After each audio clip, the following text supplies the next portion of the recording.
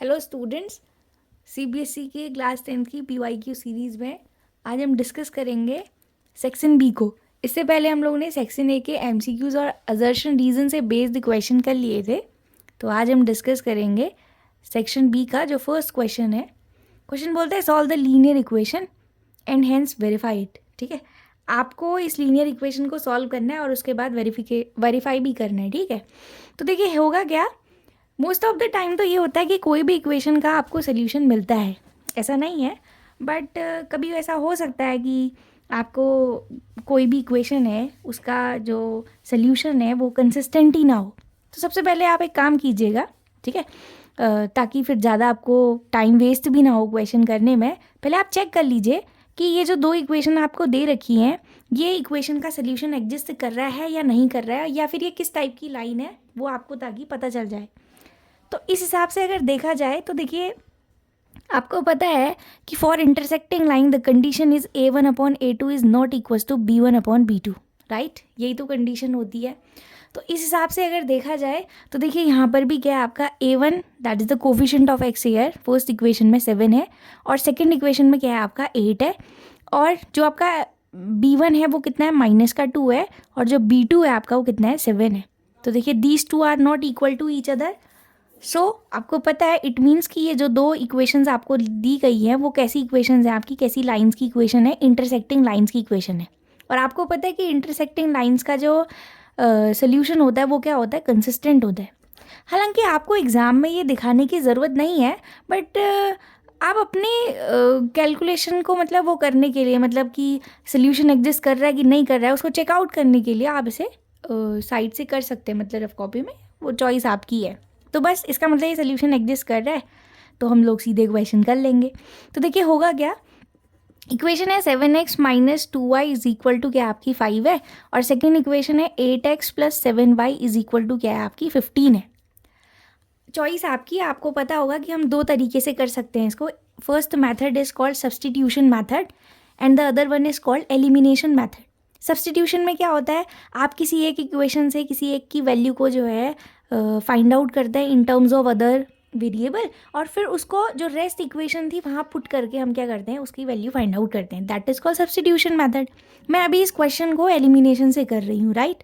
अब आपको पता है एलिमिनेशन मेथड से करने के लिए जो भी वेरिएबल को आप एलिमिनेट करना चाहते हैं, मतलब आप उस वेरिएबल को अगर हटाना चाहते हैं, तो आप उस वेरिएबल के कोफिशिएंट्स को क्या कीजिए, इक्वल कीजिए पहले। जैसे मैं अगर यहाँ देखूँ तो मैं एक काम करती हूँ, ये फर्स्ट इक्वेशन और ये जो सेकंड इक्वेशन है, क्योंकि फर्स्ट इक्वेशन में y निगेटिव है और यहाँ y पॉजिटिव है, इसी को मैं एलिमिनेट करती हूँ। तो मैं इसको एलिमिनेशन करने के लिए मैं y का जो कोफिशिएंट है वो इक्वल करूँगी। तो यहाँ 2 है, यहाँ 7 है, और आपको पता है 2 और 7 का जो कॉमन मल्टीपल है वो कितना है आपका 14 है। 14 करने के लिए फर्स्ट इक्वेशन को मैं मल्टीप्लाई करती हूँ सेकेंड 7 से, और सेकेंड इक्वेशन को मैं मल्टीप्लाई करती हूँ आपका 2 से। सो दिस इम्प्लाइज 7 7 जा 49x एंड दिस वन 7 2 जा 14y इज इक्वल टू 7 5 जा 35, राइट। और ये क्या हो जाएगा आपका 8 2 जा 16x एंड दिस इज 7 2 जा 14 इज इक्वल टू 15 2 जा 30। तो देखिए ये 14y प्लस का है, ये माइनस का है, तो कैंसिल आउट हो जाएंगे। देखिए मैंने एलिमिनेट कर दिया ना, तभी उसका नाम ही एलिमिनेशन मेथड है। और यहाँ x के जो कोफिशिएंट है दोनों प्लस में है तो दोनों ऐड हो जाएंगे। 9 6 15 carry 1, 4 + 1 5 + 1 6, 65x is equal to क्या आ गया 35 में 30 ऐड करेंगे, so it will give 65, right. 65 से 65 कैंसिल होगा 1 जा टाइम, तो x का वैल्यू क्या आ गया आपका 1। बस अब आपका x का वैल्यू 1 आ गया। अब आप जो ये दो इक्वेशंस आपको दी थी, किसी भी इक्वेशन में जो है x की वैल्यू पुट कीजिए, you will get the value of other variable. तो जैसे 7, ये इक्वेशन थी 7x - 2y is equal to 5, so 7 into x का वैल्यू 1 आ रहा है, -2y इज इक्वल टू क्या हो जाएगा 5। सो 7 और ये वेरी कांस्टेंट है, कांस्टेंट को राइट लेफ्ट साइड लाएंगे तो -5 इज इक्वल टू क्या हो जाएगा 2y। So 2 is equal to क्या आ गया 2y, सो y की वैल्यू क्या आ गई यहाँ से 1। ठीक है, तो y और x दोनों आपको पता चल गए।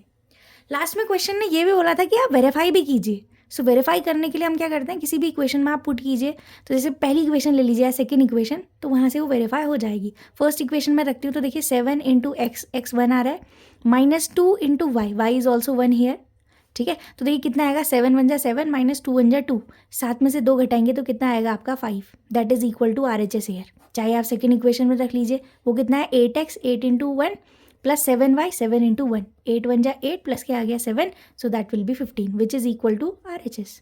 देखिए यहाँ RHS 15 ही तो था। तो ये था आपका 2 मार्क्स का क्वेश्चन, बहुत सिंपल था। देखिए एग्जाम में चाहे आपकी स्टैंडर्ड हो या बेसिक हो, तो ये क्वेश्चन तो लीनियर इक्वेशन से बेस्ड रहता ही है, और मैं अभी स्टैंडर्ड के पेपर को डिस्कस कर रही हूँ, ठीक है, तो बहुत सिंपल था। इसका देखिए दूसरा क्वेश्चन है, in a pack of 52 playing cards. आपको पता होगा कि प्लेइंग कार्ड्स कितने होते हैं आपके, टोटली 52 होते हैं, राइट। तो उसमें क्वेश्चन आपको बोलता है 1 कार्ड इज लॉस्ट, ठीक है, एक कार्ड आपका खो गया है। फ्रॉम द रिमेनिंग कार्ड्स, आपको बचे हुए कार्ड्स में क्या करना है, अ card is drawn at random, आप एक रेंडमली एक कार्ड को पिक आउट कर रहे हैं। So you have to find the probability that the drawn card is queen of heart. ध्यान दीजिएगा, आपको जो प्रोबेबिलिटी निकालनी है वो किसकी निकालनी है, क्वीन ऑफ हार्ट, ठीक है। If the lost card is black card, और आपको बोल भी दिया गया है कि जो लॉस्ट कार्ड है वो आपका क्या है, ब्लैक कलर का है। सबसे पहले मैं थोड़ा सा डिस्कस कर लेती हूँ, क्योंकि हम क्वेश्चन करेंगे तो उससे पहले ज़रा आपको कार्ड्स की जानकारी भी होनी चाहिए। आपको पता है टोटल कितने कार्ड्स होते हैं आपके, 52 कार्ड्स होते हैं, और 52 कार्ड्स को आप 2 पार्ट्स में क्लासीफाई करते हो। 26 क्या होते हैं आपके, ब्लैक कलर के कार्ड्स होते हैं, और 26 आपके क्या होते हैं, रेड कार्ड्स होते हैं, राइट। अब इन 26 ब्लैक कार्ड्स को भी हम फर्दर 2 पार्ट्स में क्लासीफाई करते हैं, और 26 रेड्स को भी 2 पार्ट्स में क्या करते हैं, ब्रेक करते हैं। अब जो आपके 26 ब्लैक कार्ड्स होते हैं, इनमें आपका क्या होता है, 13 कार्ड्स होते हैं स्पेड के, और 13 कार्ड्स होते हैं आपके क्लब के, राइट। और दूसरा आपका जो रेड कार्ड्स है, रेड में क्या होते हैं आपके 13 कार्ड्स होते हैं डायमंड के, ठीक है ना, और 13 कार्ड होते हैं आपके हार्ट। जो लाल कलर के कार्ड्स होते हैं तो उस पर 2 होता है, एक डायमंड होता है, एक हार्ट। तो देखिए क्लासिफिकेशन इक्वल पार्ट में किया है, तो 13 कार्ड स्पेड के होंगे, और क्लब के भी होंगे, और डायमंड के भी होंगे, और हार्ट के भी होंगे। तो ये आपका क्लासिफिकेशन रहा। तो देखिए प्लेइंग कार्ड से रिलेटेड क्वेश्चन अगर आपको करना है तो सबसे पहले आपको ये चीज़ें पता होनी चाहिए। अब होता क्या है उसके बाद नंबरिंग, आपको पता है यहाँ 1 से शुरू नहीं, 1 के बदले क्या होता है, ए होता है, एस जिसको आप बोलते हो, ACE एस, ये होता है ए। फिर होता है आपका 2 3 4 5 6 7 8 9, ठीक है। फिर आप क्या बोलते हो, जैक क्वीन, और क्या आता है आपका किंग, ठीक है। समझ में आ गया बात। जो जैक क्वीन और किंग है, these are called face cards. जो ये जैक है, क्वीन है और किंग है, आपने देखा होगा आई थिंक प्लेइंग कार्ड्स को, तो उनमें जो जैक क्वीन और किंग होता है, इसको हम लोग क्या बोलते हैं, फेस कार्ड्स बोलते हैं। These are called face cards here, right. अब ध्यान दीजिएगा, क्वेश्चन ने आपको बोला हुआ है कि आपका एक कार्ड लॉस्ट हुआ था। ये तो थोड़ा सा आपको जानकारी रहनी चाहिए इस क्वेश्चन को करने के लिए, ठीक है। अब क्वेश्चन में आपसे बोला गया है कि एक कार्ड आपका खो गया है, और जो खोया हुआ कार्ड है, if the lost card is black colour, ठीक है, जो लॉस्ट कार्ड है वो ब्लैक कार्ड है, ठीक है ना। अगर वो ब्लैक कार्ड है, इसका मतलब ये हुआ कि अगर टोटल 52 कार्ड्स थे तो 52 में से एक खो गया, तो बचे कितने कार्ड्स आपके, 51। These are the remaining cards here, ये आपके रिमेनिंग कार्ड्स हुए। तो ये रिमेनिंग कार्ड्स हैं, तो इन रिमेनिंग कार्ड्स में जो एक आपका जो कार्ड खोया हुआ है, ये कैसे कलर का था आपका, मतलब ब्लैक कलर का था।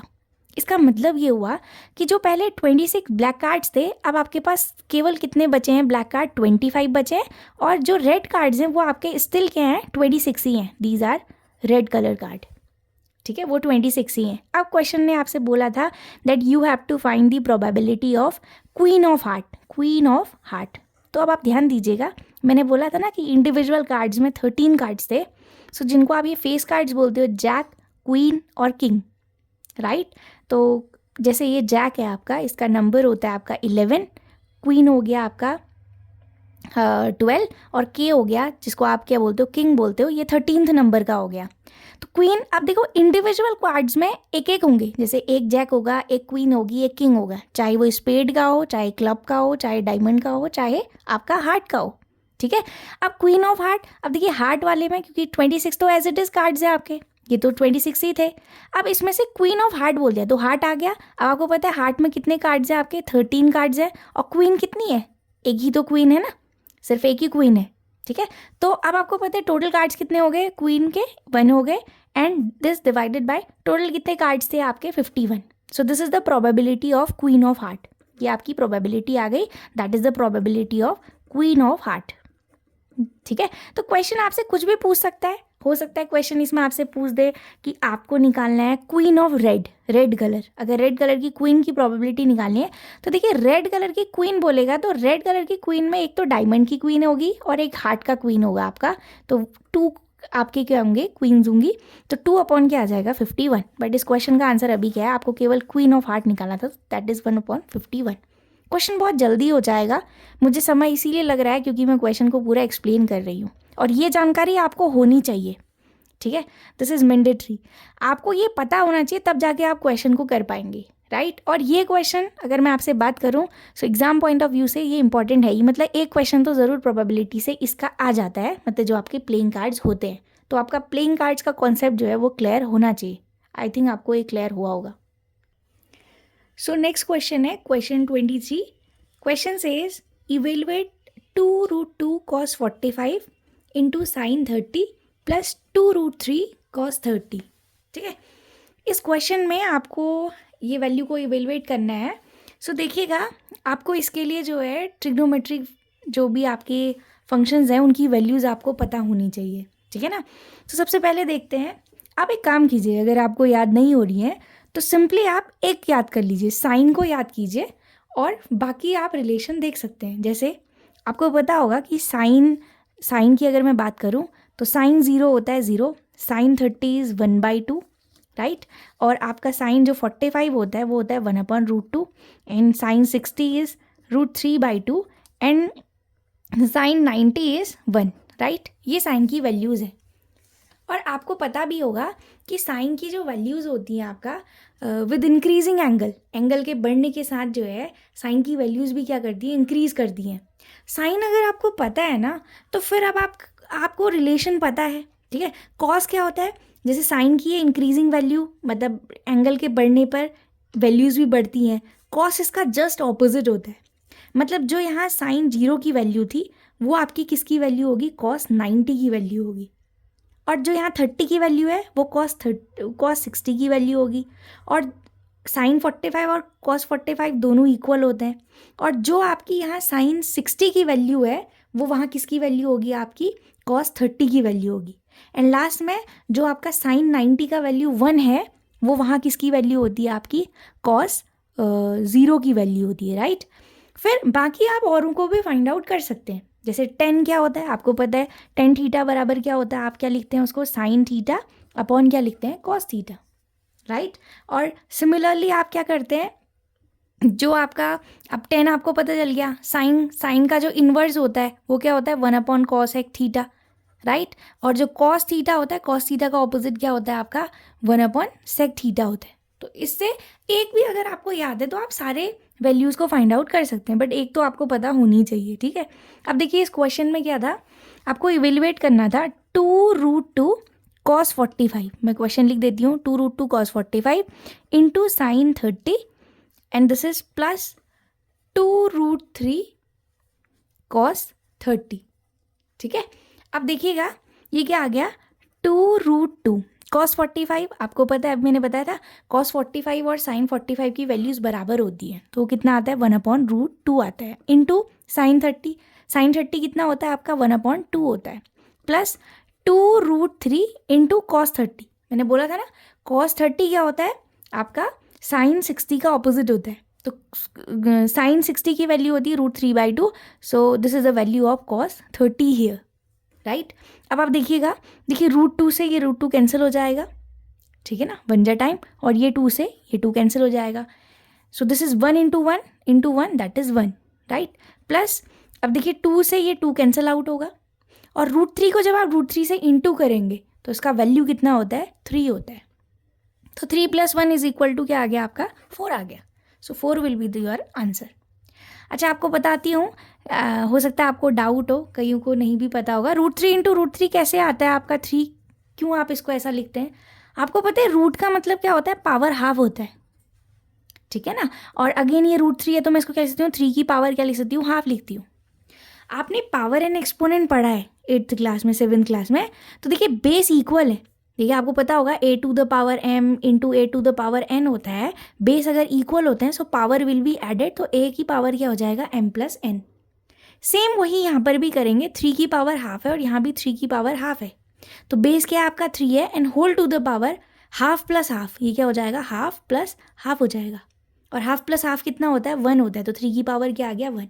3 की पावर 1 क्या होता है 3 होता है, इसीलिए मैंने यहाँ √3 इंटू √3 3 लिखा। आई थिंक आपको ये समझ में आया होगा।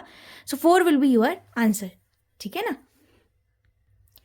इसी क्वेश्चन में देखिए आप, इसी 23 क्वेश्चन में ही आपको 23 का सेकेंड पार्ट भी दिया गया है, मतलब सेकेंड इन अ सेंस मतलब ऑप्शन में दिया गया है आपको, तो आपको जो भी सही लगे आप वो कर सकते हैं। सो देखिए इस 23 के और में जो आपको क्वेश्चन दिया गया है, ऑप्शनल जो क्वेश्चन है, you have to solve any one question, ठीक है, जो आपको आता हो आप उसे कीजिए। तो देखिए जो आपका ये 23 का ही सेकेंड वाला जो और वाला पार्ट है उस पर क्या दिया गया है, if a is equal to 60 and b is equal to 30, verify that sin a plus b is equal to sin a cos b plus cos a sin b। अगर आपने आर डी शर्मा करी होगी तो ये आर डी शर्मा का question है, R D Sharma में mentioned है ये क्वेश्चन। तो देखिए होगा क्या यहाँ पर से, अब कुछ नहीं करना है, ध्यान दीजिएगा साइन a प्लस बी जो होता है वो sine a plus sine B के बराबर नहीं होता है। ये वाली जो आइडेंटिटी है आप क्लास 11th में मैथमेटिक्स में पढ़ेंगे, बट अभी हम लोग इसको वेरीफाई करेंगे क्योंकि फॉर्मूला हमको दे रखा है, हमको वैल्यू पुट करके इसको वेरीफाई करना है। मीन्स आपको LHS को RHS के बराबर लिखना है। तो इस हिसाब से अगर देखा जाए तो देखिए आपको दिया गया कि a की वैल्यू 60 डिग्री है and the value of b is 30 degree है। सो अगर हम ये यूज़ करते हैं तो देखिए sine a plus B, a कितना है 60 है और b कितना है 30 है, ये आ गई left side value. This is equal to sine a cos b, साइन a कितना था 60 था तो साइन 60 आ जाएगा, और कॉस b लिखा है तो कॉस क्या आ जाएगा 30 आ जाएगा, प्लस क्या आ जाएगा कॉस a, तो कॉस a होगा तो कॉस क्या आ जाएगा a कितना है 60 डिग्री है एंड दिस इनटू क्या आ जाएगा साइन b, तो साइन क्या आ जाएगा b और b कितना है आपका 30 डिग्री है, राइट। अब हम वैल्यूज पुट करते हैं। अब आप देखिए पहले आपको पता है ब्रैकेट सॉल्व होगा, 60 में 30 ऐड करेंगे so this will be sine 90 here, तो लेफ्ट साइड साइन 90 आ गया। अब राइट साइड देखिए साइन 60 की वैल्यू अभी मैंने बताई थी कितनी होती है √3/2 होती है, और कॉस 30 क्या होता है साइन 60 के बराबर होता है, तो इसकी वैल्यू भी कितनी होती है √3/2 होती है, ठीक है। और प्लस क्या हो जाएगा कॉस 60 हैविंग वैल्यू 1/2, और साइन 30 की वैल्यू क्या होती है 1/2। साइन 30 और ये 60 के दोनों कॉम्प्लीमेंट्री एंगल्स होते हैं एक्चुअली। कॉम्प्लीमेंट्री एंगल वाला पोर्शन जो है पहले आपके CBSE मतलब जो NCERT था उसमें मेंशन था, बट अब सिलेबस रिड्यूस्ड हो चुका है तो इस वजह से वाला पार्ट हट गया आपका। तो ये दोनों एक दूसरे के कॉम्प्लीमेंट्री एंगल्स हैं, इसीलिए इनकी वैल्यू बराबर होती है, रीज़न ये होता है। तो अब देखिए क्या आ जाएगा यहाँ से, अब आपको पता है साइन 90 कितना होता है 1 होता है, तो लेफ्ट साइड 1 आ गया। अब राइट साइड देखिए 2 इंटू 2, डिनोमिनेटर को डिनोमिनेटर से इंटू करेंगे तो कितना आ जाएगा 4, और √3 इंटू √3 अभी मैंने बताया था कितना होता है आपका 3 होता है, और कैसे आता है वो भी बताया था। प्लस क्या हो जाएगा 2 2 जा कितना हो जाएगा आपका 4, और 1 को 1 से इंटू करेंगे तो कितना आएगा 1, ठीक है। सो देखिए क्या हो जाएगा 1 इज इक्वल टू, अब बताइए यहाँ देखा जाए तो डिनोमिनेटर में कितना आ रहा है 4 आ रहा है, तो एलसीएम कितना आ जाएगा 4 आ जाएगा, और ये क्या हो जाएगा 3 + 1, सो दैट विल बी 4/4। 4/4 सॉल्व करेंगे तो कितना आ जाएगा 1। तो देखिए 1 इज इक्वल टू 1 आ गया, इट मीन्स ये प्रूव हो गया, LHS जो है वो आपने प्रूव कर दिया किसके बराबर है आपके RHS के, ठीक है, हेंस प्रूव्ड। यही आपको करना था, ये इसका सेकेंड पार्ट था, तो जो आपको अच्छा लगे आप वो कीजिए।